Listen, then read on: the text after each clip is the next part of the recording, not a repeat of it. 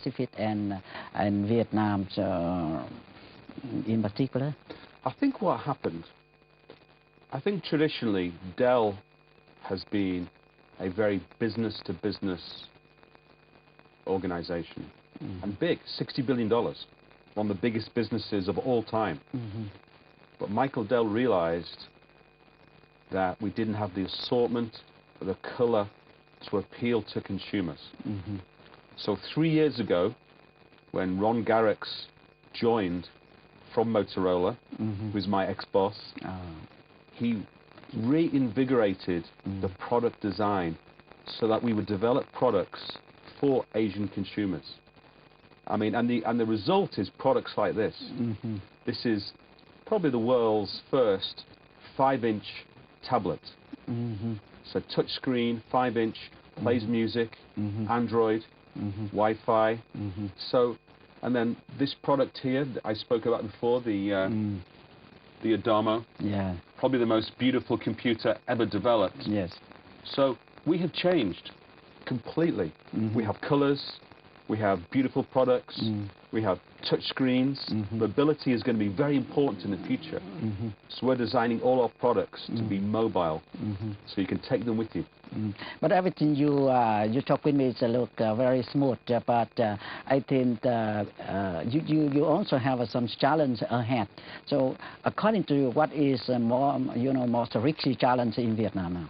Sure. So huge challenges. Huge challenges. I mean, we have to get a great experience for our consumers. We have to roll out retail. We have to manage the P&L. Execution is absolutely key. We have to make sure that we're present in all the retailers. We want to make sure that, from a business perspective, my philosophy, there's only 2 things that count.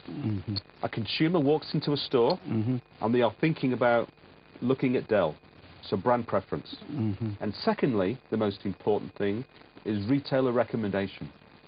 We want the retailers to be saying, you should be trying a Dell, and leading the consumer to show them the Dell product. So my goal, and it's a big challenge, is to get consumers walking into stores in Vietnam, Ho Chi Minh, Hanoi, Da Nang, thinking, I must check out Dell. And then when they get into the retail store, you can see a Dell product, you can try a Dell product, and the retailer says, you should buy Dell.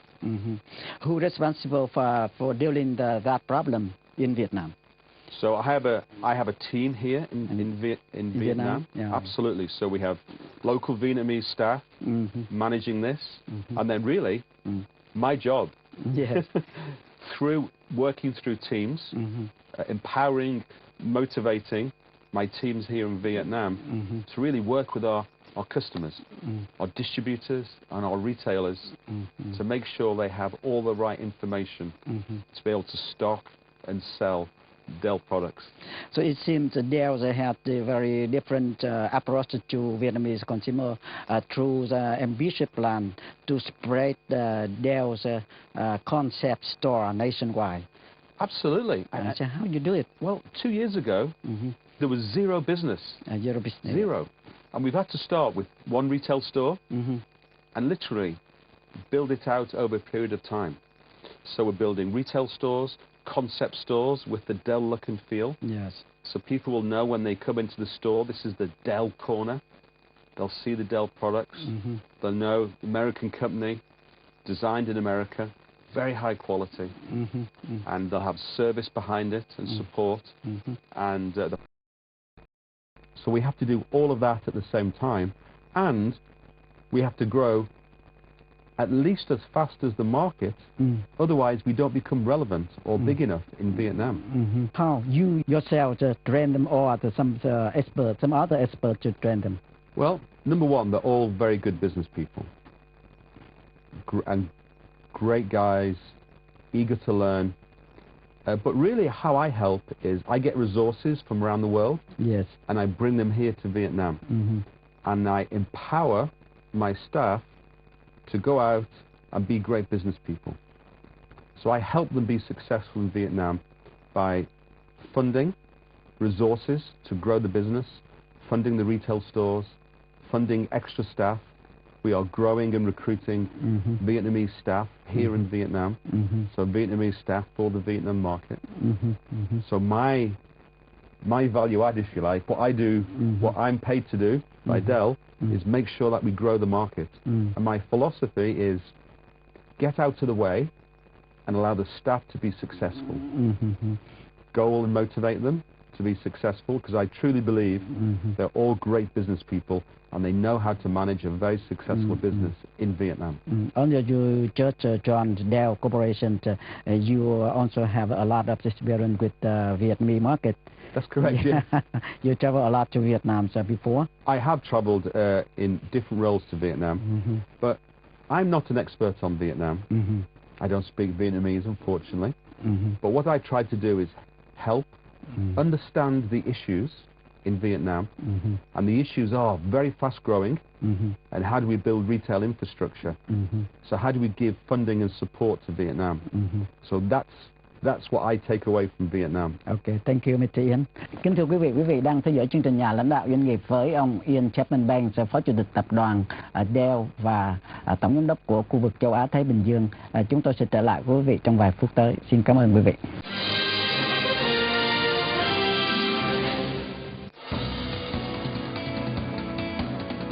Nền kinh tế đang biến động ra sao? Những thương vụ quan trọng nào đang diễn ra và thị trường đang lên hay xuống? Cuối tuần là dịp để chúng ta cùng nhìn lại những sự kiện quan trọng nào đang diễn ra. Bản tin FBNC Thế giới 24/7 sẽ được tiếp tục. Thưa quý vị, tuần qua Liên minh châu Âu đã hòa giải xong vụ tranh chấp thương mại kéo dài lâu nhất thế giới. Chúng ta cần biết chuyện gì đã xảy ra và ảnh hưởng như thế nào đến kinh doanh và cuộc sống. FBNC 24/7 sẽ là câu trả lời. Bản tin sẽ tổng hợp và phân tích những sự kiện quan trọng trong tuần từ Việt Nam và thế giới.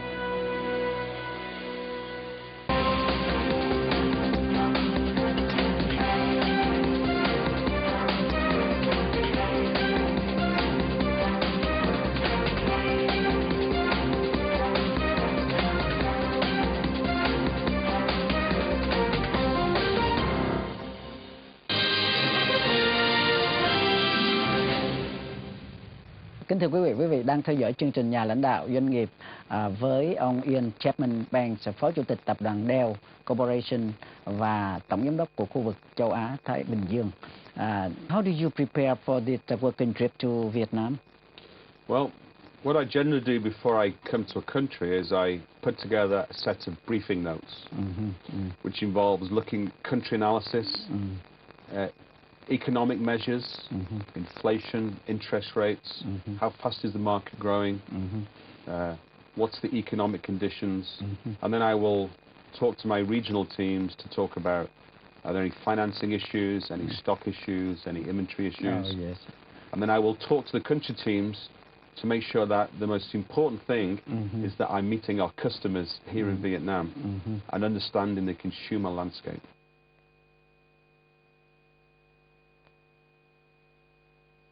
You have a country manager in? Yes.